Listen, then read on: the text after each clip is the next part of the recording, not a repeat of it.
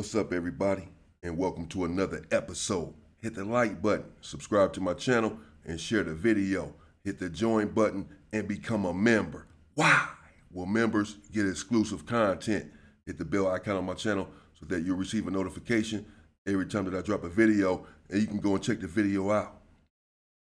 Let's get into it. This transpired in Corcoran State Prison in 1995/1996. But actually, this was for sure in 1995 because that's when I was in the hole in Corcoran. And the Southsiders at this time had received a green light on the blacks. A green light, for those who may not know, simply means that every time that they see a black man, they have to attack him, whether they know him, whether they're enemies on the street, whether they've had a prior incident or not. None of that matters. The only thing that matters is that they received an order from the hierarchy to attack blacks. I'm not a Southsider. I'm not all for certain why these green lights are issued. I can only surmise that there are various reasons. One being to assert power, to assert authority, to show that you're bigger, you're better, or what have you, and to sort of put the blacks in their place to establish a pecking order. But blacks, we never go for this sort of stuff. We're used to it, and we're just not going to stand for it. Nevertheless, the politics in the whole, surprisingly enough, is very different than the politics on the main line. I'm going to get into that on the video. The politics in the whole are different than the politics on the main line. So this transpired in the whole, where the green light had been issued by the hierarchy. And this had happened about just 2 weeks prior to me getting to the hole. So it was relatively a new thing. And I got into the cell with a big dude from Fresno, an older black dude who used to run in place. The thing that reminds me about him the most was the size of his belly. It was humongous. But he used to run in place and try to get the weight off. And he was a good, more of a quiet dude, but an intelligent dude. And he ran it all down to me when I got there, that in most holes, it's segregated. The Southsiders do not program with the blacks, or the whites don't program with the blacks, etc. We essentially have separate yards in the shoe and in the hole. But there in Corcoran, at this time, the police were unaliving people, as I did a video on, and they were corrupt and venal. And as a consequence, they used to cause all sorts of havoc and set up fights. And so seeing Southsiders and blacks fight each other was only par for the course. They were okay with that. And clearly, they were sanctioning some of these transactions because, or some of these transpirings, because he had explained, Marcelli, that everything was fine. They were programming together on the yard, the blacks and the Southsiders, playing basketball. When they come out for the yard, everybody's waiting on yard inside of the hole because you're in your cell all day. So if you can come out, then cool, you're going to come out for an hour or so and get some sunlight, get outside of that cage, and free up some of that stress that you feel on a daily basis. So everybody's coming out and they have a whole lot of energy, having been bottled up inside of the cell for days before the next yard time. So they would come out with a lot of energy and play basketball, the Southsiders versus the blacks. And everything was fine. They were programming together. Little did the blacks know, unbeknownst to the blacks, and I'm sure unbeknownst to some Southsiders, a word was nigh. A word was imminent to attack the blacks.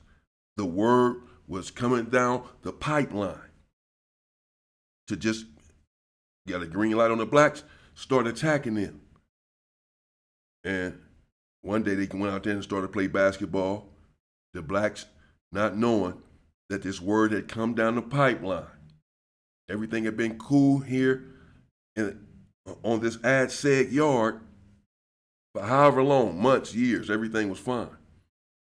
But now this word done came down. So they out there playing basketball, and the Southsiders attacked the blacks. Out of nowhere. The blacks said, what the hell? We all cool. We was all just cool. That's partly where they get their reputation from being sneaky and that you can't let your guard down around the Southsiders, particularly there in prison. I'm sorry, I'm just telling you what it is. And because everything was fine until this happened. So they attacked the blacks. But the blacks have no problem with this, according to Marcelli. The blacks saw this as a pastime, as fun, because the Southsiders, they didn't have weapons. They just had a green light to attack the blacks. So it was no problem. The blacks returned fire the next yard. And then after that, the blacks, they had another melee about a week later when they let them back onto the yard. The blacks, about 5, 6 blacks, attacked 5 or 6 Southsiders. Now, the green light hasn't been resolved. It's in motion. It's continuing to happen. Every time a black comes to the yard, here in Ad Seg, a Southsider is attacking him. And they begin to just let one cell of a Southsider out and one cell of blacks at a time, because they knew that it was about to go up on the yard immediately and they wasn't going to have to let out the rest of the yard. And to make it where they didn't want to let out 2 and 3 Southsider cells and 1 black cell or vice versa, they would let out 1 Southsider cell and 1 black cell. And then you go out there to the yard, the Southsider, he's standing there like this. He all tensed up, waiting on you to come through the gate, because the call is to rush you immediately. As soon as they take the handcuffs off of you or whatever, he's rushing you, period. No words are being exchanged, no nothing. This is going down for a couple of months. And everybody, it's a green light. The police know it. Corcoran knows it. Everybody in AdSeg knows it. It's going up. Got to the point where the blacks would go out there when they let the blacks sell out first and wait on the Southsider and attack the Southsider, because we know that they're about to attack us. It's a green light. It's on then. Not necessarily taking this thing personal. They received an order, even though we were cool at first here on the yard and programming together. Now that y'all have received this order, you must act on it. Fine, business as usual. We're not going to take it personal, but we're going to begin to attack y'all ass too. And that's what the blacks begin to do, attack them right there in Ad Seg. And I was behind a lot of it. I was pushing for it. We can't be sitting ducks. They're attacking us. We don't know when this green light is going to come off. And the hell with it coming off. It's on, bro. It's on. They started attacking us for no reason. They had no reason other than they received an order and they must act on that order. But it was nothing exclusive to us. It was nothing that the community had did there in the hole to merit this. So everyone's incensed about it because we were first cool in programming with them before they did what the blacks believe to be a sneak attack. Okay. I was in a cell eventually after I moved out, or the dude from Fresno left with a dude from Ludus Park. I forget his name, but he had glasses. He was older than me. I was 21 or so at the time. Cool dude.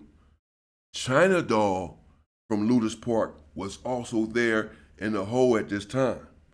China Doll, at this time, and from my understanding, up until now and years ago or whatever, was a heavy guy from Ludus Park. They love him so much that his birthday is their hood day. That's how it was. From my understanding, that's what I was told. That China Doll's birthday is a Ludus Park's hood day. He's their #1 man. And he's there. He was involved with Suge Knight in different dealings, even at this time. And he was in the shower there in Ad Seg. And after, I guess, a black cell, two cellies, went to the yard first, and the Southsiders came out there, so the blacks had the advantage because they was able to wait on the Southsiders this time and attack them, and I guess they got them pretty good. The Southsiders were now upset, even though they had started this war for whatever the hell reason, and now the blacks are just all the way entrenched in it, and it began to take initiative, the blacks. Now, they're not happy about this, the Southsiders. So China Doll was there in the shower, and two Southsiders that were cellies were cuffed up and passed by him and told him, "You're next, homie. We're going to get you. We're going to use a weapon on you, bro. We're going to get your ass." So now they threatened China Doll to stab him, unalive him, whatever. I'm assuming that they knew who he was, that he was a head guy from his faction. And in fact, that's why they had threatened to stab him. They wanted to get some stripes for stabbing him, because up until this juncture, there had not been any weapons used on either side. The Southsiders are just fighting. They're attacking the blacks, but they're attacking with their hands. And the blacks are returning fire, just fisticuffs, mano y mano. But now they're threatening to stab him. And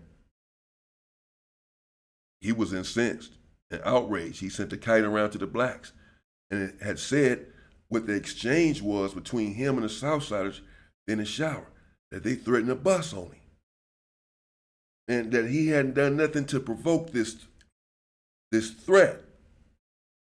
So the blacks are like, "Oh, hell no, man!" They talking about getting the main dude, and now they talking about using a weapon, and they're going, we don't know why they would voice this.